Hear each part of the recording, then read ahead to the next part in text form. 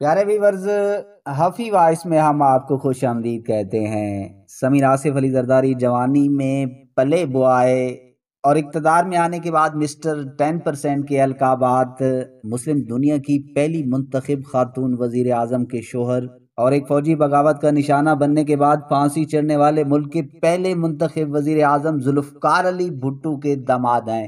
یہ تو آصف علی زرداری کا وہ تعارف ہے جو سب جانتے ہیں، اور کل تک شاید اس کی بہت سوں کو بہت زیادہ پرواہ نہیں تھی، مگر بے نظیر بھٹو کے قتل کے بعد کے پاکستان میں اب جبکہ وہ ملک کی سب سے بڑی سیاسی جماعت پاکستان پیپلز پارٹی کے شریک چیئرمین ہیں، تو بہت لوگوں کی ان پر نظر ہے، اور ہو بھی کیوں نہ۔ ان کے ہاتھ میں نہ صرف پیپلز پارٹی کی بھاگ دوڑ ہے بلکہ بھٹو خاندان کی سیاسی وراثت بھی ان کے پاس ہے۔ سمیر آصف علی زرداری کے تعارف کے بعض پہلو اوجھل ہی رہے ہیں۔ مثلاً اگر یہ کہا جائے کہ سندھ کے سر سید اور سندھ مدرسۃ الاسلام کے بانی حسن علی افندی کی صاحبزادی آصف علی زرداری کی بڑی اماں تھیں، جبکہ چھوٹی اماں ستیلی ماں کوئی اور نہیں بلکہ پطرس بخاری اور آل انڈیا ریڈیو اور پھر ریڈیو پاکستان کے سینئر براڈ کاسٹر زیڈ بخاری کی بہن ہے، تو شاید کئی لوگوں کو حیرت ہو لیکن یہی سچ ہے۔ خاندان کے قریبی لوگوں کے مطابق آصف علی زرداری کی تربیت میں سکی اور ستیلی ماں دونوں کا اہم کردار رہا ہے۔ اگرچہ ان کا سیاسی کیریئر تو 1987 میں بے نظیر بھٹو سے شادی کے بعد شروع ہوا، مگر پارٹی کی عادت میں ان کا قابل ذکر کردار نہیں رہا، لیکن اب حالات بدل چکے ہیں۔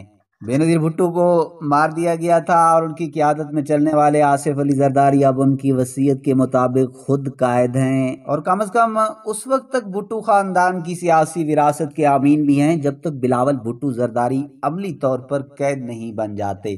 سمیر، اب ذکر کرتے ہیں آصف علی زرداری اور بے نظیر بھٹو کی شادی کا۔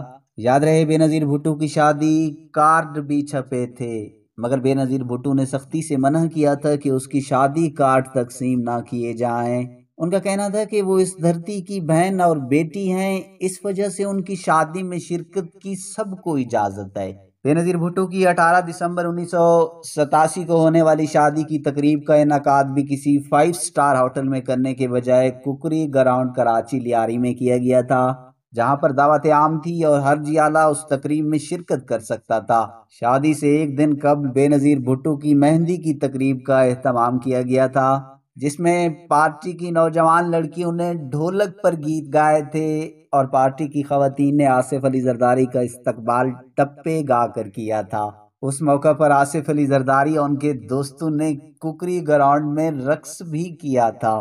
بے نظیر بھٹو نے اپنی بارات کے موقع پر سفید اور سنہری رنگ کی شلوار قمیض زیب تن کی ہوئی تھی، جس کے اوپر سونے کے تاروں کا کام ہوا تھا۔ بے نظیر بھٹو کی شادی کو اس وقت کے سیاسی ناقدین نے ایک سیاسی تماشا قرار دیا تھا، کیونکہ یہ شادی ایک سیاسی جلسہ کی شکل اختیار کر گئی تھی۔ ککری گراؤنڈ میں ہونے والی اس تقریب میں شریک ہونے والے افراد کی تعداد 2000 سے زیادہ تھی۔ بے نظیر بھٹو نے اپنی شادی کے موقع پر کہا تھا کہ بیٹیوں کو ان کے والد اپنے دعاؤں کے سائے میں رخصت کرتے ہیں۔ میرے والد حیات نہیں ہیں، اس وجہ سے میرے لیے میری پارٹی کے لوگ سب سے اہم ہیں، اور میں ان کی دعاؤں میں رخصت ہونا چاہوں گی۔ اور اسی دلہن کے روپ میں بے نظیر بھٹو نے سٹیج پر جیے بھٹو کے نعرے بھی لگائے تھے، جبکہ ان کی شادی پر پارٹی کی تمام تر قیادت اور خاندان کے افراد کے علاوہ ان کے آکسفورڈ یونیورسٹی میں پڑھنے والے کچھ دوستوں نے بھی شرکت کی تھی۔ آصف علی زرداری نے ان کو ایک خوبصورت دل کی شکل کی انگوٹھی تحفے یعنی منہ دکھائی کے طور پر دی تھی، جس پر ہیرے اور نیلم کے پتھر لگے ہوئے تھے۔ اپنے والد کے نقش قدم پر چل کر 1986 کو بے نظیر بھٹو جب خود ساختہ جلاوطنی ختم کر کے ضیاء مارشلہ کو دعوت جنگ دینے آئیں تو سندھ پہنچتی ہوئی انہوں نے پہلا جلسہ اسی ککری گراؤنڈ میں کیا تھا۔ اسی ککری گراؤنڈ میں کھڑی ہو کر انہوں نے لیاری کو اپنا دوسرا گھر قرار دے کر جنرل ضیاء الحق کو للکارا تھا۔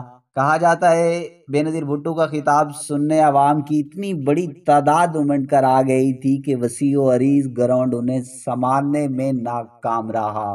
سینکڑوں لوگوں نے سڑک پر کھڑے ہو کر ان کا مزاحمتی خطاب سنا تھا۔